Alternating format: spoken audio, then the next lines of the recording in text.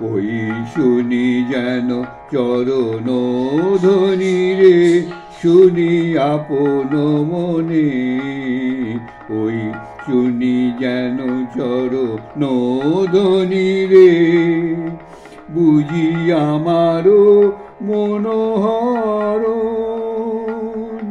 বুঝি আমারও মনোহরণ, আসে গোপনে।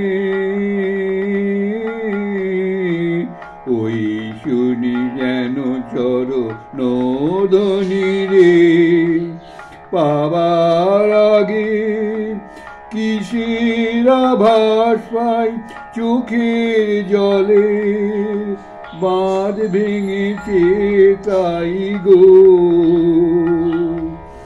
পাবার আগে কিসের আভাস পাই চোখের জলের বাঁধ ভেঙেছে তাই গো, ভেঙেছে তাই। মালার গন্ধ এলো, মালার গন্ধ এলো, যারে জানি স্বপনে।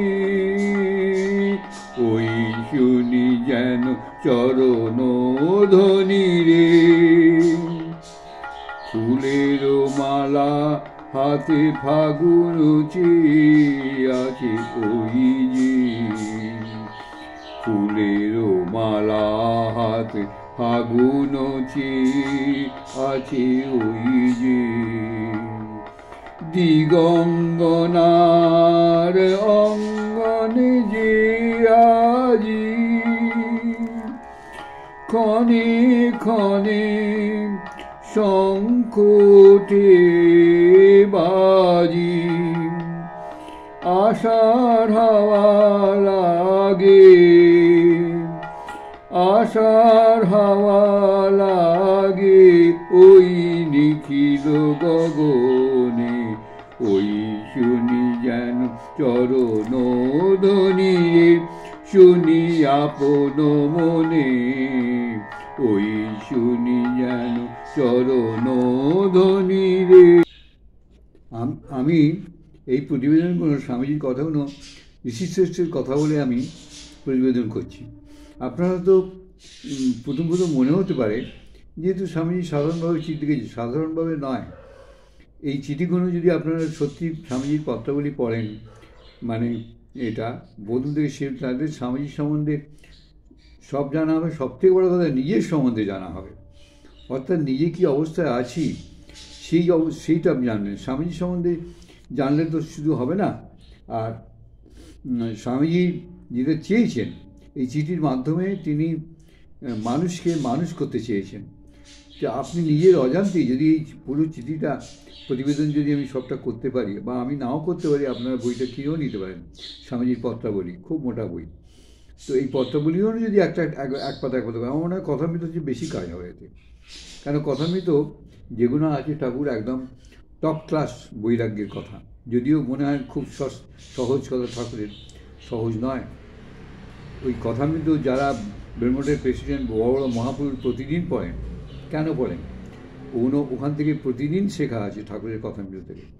কিন্তু স্বামীজির মানুষ হচ্ছে, স্বামীজির কথাগুলো হচ্ছে সাধারণ মানুষ থেকে সাধারণ মানুষের জন্যে। কী করে সেই মানুষকে দেবমানব করা যায় সেইটা স্বামীজি এই চিঠির মাধ্যমে বলেছেন। খেতড়ি নিবাসী পণ্ডিত শঙ্করলালকে লিখিত। খেতড়ি রাজা অজিত সিং ছিলেন স্বামীজির গুরু, সেই পণ্ডিত শঙ্করলালকে লিখিত। প্রিয় পণ্ডিতজি মহারাজ, আমি যথাসময় আপনার পত্র পাইয়াছি। আমি প্রশংসায় উপযুক্ত না হইলেও আমাকে কেন যে প্রশংসা করা হয় তা বুঝতে পারি না। প্রভু যিশুর কথায় বলতে গেলে বলতে হয় ভালো একজন মাত্রই আছেন, স্বয়ং প্রভু ভগবানই একমাত্র ভালো, অপর সকলে তাঁরই হস্তের যন্ত্রমাত্র। মহৎ মহিয়ান পরমধামে অধিষ্ঠিত ঈশ্বরের উপযুক্ত ব্যক্তিগণই মহিমামণ্ডিত হন, আমার ন্যায় অনুপযুক্ত ব্যক্তি নয়। বর্তমান ক্ষেত্রে ভৃত্যটি মজুরি লাভের উপযুক্তই নহে, বিশেষত ফকিরের কোনরূপ প্রশংসা লাভের অধিকারী নেই। বিশেষত ফকিরের কোনরূপ প্রশংসা, ফকির নিজেকে বলছে ফকির, আপনার ভিতরে যদি শুধু তার নির্দিষ্ট কর্তব্য করে, তবে কি সেই জন্য আপনি তাকে প্রশংসা করেন? আশা করি আপনি সপরিবারে সর্বাঙ্গীন কুশলে আছেন। পণ্ডিত সুন্দরলালজি ও মোদীয় অধ্যাপক অনুগ্রহপূর্বক আমাকে স্মরণ করিয়াছেন, সেই জন্য তাঁহাদের নিকট আমি চিরকৃতজ্ঞ পাশে আবদ্ধ।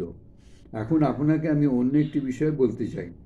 হিন্দুগণ চিরকালই সাধারণ সত্যে যে বিশেষ সত্যে উপনীত হইতে চেষ্টা করিয়াছেন। একদম ধর্মজগতের একদম গোড়া থেকে স্বামীজি কথা বলেছেন। অদ্ভুত সেই সমস্ত পড়া একদম প্রত্যেক বাড়িতে উঠে গেছে। আমি যে কটা বাড়িতে ঘুরি বা যাদের কথা শুনি, এই ধর্মজগতের কথা নিয়ে কেউ থাকে না, আর জ্বলে পুড়ে খাক হয়ে যাচ্ছে। পয়সা করি হয়েছে, অমুক হয়েছে, এই হয়েছে, আরও অশান্তি বেড়ে গেছে, বুঝতে পারি মানুষের মনের মধ্যে। কিন্তু স্বামীজি বলছি, কিন্তু কখনোই বিশেষ বিশেষ ঘটনা ও সত্যের বিচার দ্বারা সাধারণ সত্যে উপনীত হওয়ার চেষ্টা করেন নাই। আমাদের সকল দর্শনেই দেখতে পাই, প্রথমে একটি সাধারণ প্রতিজ্ঞা ধরিয়া লইয়া তারপর চুলচেরা বিচার চলতেছে, কিন্তু সেই প্রতিজ্ঞাটি হয়তো সম্পূর্ণ ভ্রমাত্মক ও বালকোচিত। কেউ এই সকল সাধারণ প্রতিজ্ঞার সত্যাসত্য জিজ্ঞাসা অথবা অনুসন্ধান করে নাই। সুতরাং আমাদের স্বাধীন চিন্তা একরূপ নাই বলিলেই হয়। সেই জন্যে আমার দেশে পর্যবেক্ষণ ও সামান্যীকরণ প্রক্রিয়ার ফলস্বরূপ বিজ্ঞানসমূহের অত্যন্ত অভাব দেখিতে পাই। ইহার কারণ কি? ইহার দুইটি কারণ। প্রথমত, এখানে গ্রীষ্মের অত্যন্ত আধিক্য আমাদিগকে কর্মপ্রিয় না করিয়া শান্তি ও চিন্তাপ্রিয় করিয়াছে। দ্বিতীয়ত, পুরোহিত ব্রাহ্মণরা কখনোই দূরদেশে ভ্রমণ অথবা সমুদ্রযাত্রা করিতেন না। সমুদ্রযাত্রা দুর্ভ্রমণ করিবার লোক ছিল বটে, তবে তাহারা সবাই ছিল বণিক। পৌরোহিত্যের অত্যাচার তাহাদের নিজেদের ব্যবসায় লাভের আকাঙ্ক্ষা, সুতরাং তাহাদের মানসিক উন্নতির সম্ভাবনা একেবারেই রুদ্ধ করিয়াছিল। সুতরাং তাহাদের পর্যবেক্ষণের ফলে মনুষ্যজাতির জ্ঞান ভাণ্ডার বর্ধিত না হইয়া উহার অবনতি হইয়াছিল। কারণ তাহাদের পর্যবেক্ষণ দোষযুক্ত ছিল এবং তাহাদের প্রদত্ত বিবরণ এতই অতিরঞ্জিত ও কাল্পনিক হইত যে বাস্তবের সঙ্গে তাহার মোটে মিল থাকিত না। সুতরাং আপনি বুঝিতেছেন, আমাদিগকে ভ্রমণ করিতেই হইবে, আমাদিগকে বিদেশে যাইতেই হইবে, আমাদিগকে দেখিতে হইবে অন্যান্য দেশ, সমাজ, যন্ত্র কীরূপে পরিচালিত হইতেছে। আর যদি আমাদিগকে যথার্থই পুনরায় একটি জাতিরূপে গঠিত হইতে হয়, তবে অপর জাতির চিন্তার সহিত আমাদের অবাধ সংস্রব রাখিতে হইবে।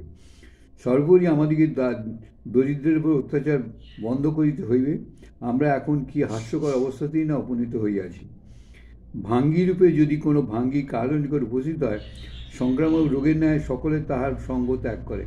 কিন্তু যখনই পাদ্রী সাহেব আসিয়া মন্ত্র আওড়াইয়া তার মাথায় খানিকটা জল ছিটাইয়া দেয়, আর সে একটা জামা যতই ছিন্ন জর্জরিত হোক দেখিতে পায়, তখন সে খুব গোঁড়া হিন্দুর বাড়িতেও প্রবেশাধিকার পায়। আমি তো এমন লোক দেখি না যে তখন তাহাকে একখানা চেয়ার আগাইয়া না দিতে ও তাহার সহিত সপ্রেম করমর্দন করিতে সাহস করে। ইহার চেয়ে আর অদৃষ্টের পরিহাস কতদূর হইতে পারে? এখন এই পাদ্রীরা দক্ষিণে কি করিতেছে দেখিবেন? আসুন দেখি। উহারা লাখ লাখ নিজ জাতিকে খ্রিস্টান করিয়া ফেলতেছে। এই পাদ্রীগণ অসভ্য অতি নিজ মানসিকতার পাদ্রীগণ লাখ লাখ নিজ জাতিকে খ্রিস্টান করে ফেলতেছে। আর পৌরোহিত্যের অত্যাচার ভারতের সর্বাপেক্ষা যেখানে বেশি, সেই ত্রিমাঙ্কুরে পৌরোহিত্যের অত্যাচার ভারতের সর্বাপেক্ষা যেখানে বেশি, সেই ত্রিমাঙ্কুরে যেখানে ব্রাহ্মণগণ সমুদয় ভূমির স্বামী এবং স্ত্রীলোকেরা, এমনকি রাজবংশীয় মহিলাগণ পর্যন্ত ব্রাহ্মণগণের উপপত্নী রূপে বাস করা খুব সম্মানের বিষয় জ্ঞান করিয়া থাকে। শুনুন কথা, শুনে নিন সত্যি কথা কোনো। রাজবংশীয় মহিলাগণ পর্যন্ত ব্রাহ্মণগণের উপপত্নী রূপে বাস করা খুব সম্মানের বিষয় জ্ঞান করিয়া থাকে। তথাকার শিখিভাগ খ্রিস্টান হইয়া গিয়াছে, আর আমি তাহাদেরও দোষ দিতে পারি না। তাহাদের আর কোন বিষয়ে কি অধিকার আছে বলুন? হে প্রভু, কবে মানুষ অপর মানুষকে ভাইয়ের ন্যায় দেখিবে? আপনার বিবেকানন্দ।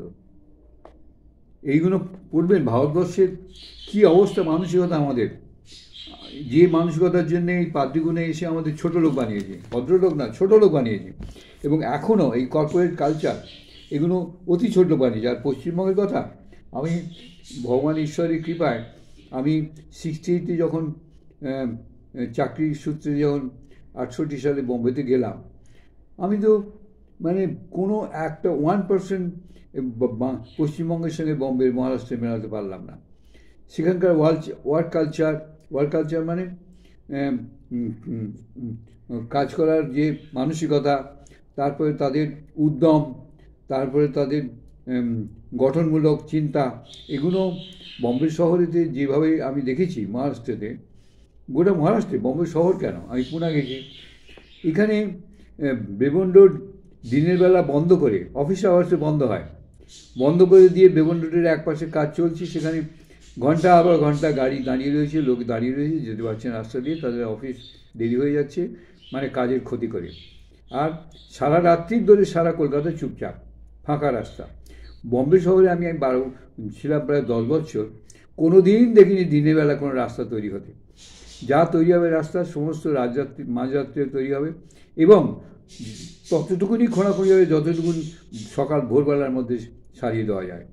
সেই জন্য আমার রাস্তাঘাট তৈরি করার বম্বে শহরে আমার চোখে পড়েনি, অথচ সমস্ত রাস্তাঘাট একদম মাখমের মতন, কোথাও একটু এতটুকুন গর্ত নেই। বোম্বে থেকে পুনা যেতাম, প্রায় 200 কিলোমিটার মতো রাস্তা, একটা ছোট্ট গর্ত পর্যন্ত নেই, বুঝলেন। আর পশ্চিমবঙ্গে তখনও ছিল, এখন তো আরও খারাপ হয়ে গেছে। এই টোটোওয়ালাগুলো টোটো চালায়, বেচারা কোনো রকমের ধার দেনা করে একটা টোটো কিনেছে, রাস্তাঘাটের যে অবস্থা, তাতে টোটো দুদিনে ভেঙে পড়ে যাবে। মহারাষ্ট্রে একটা টোটো যদি 10 বছর লাইফ দেয়, এখানে 2 বছর লাইফ দেবে, বুঝতে পারছি। আরও দিনের দিন আরও মরবে এরা।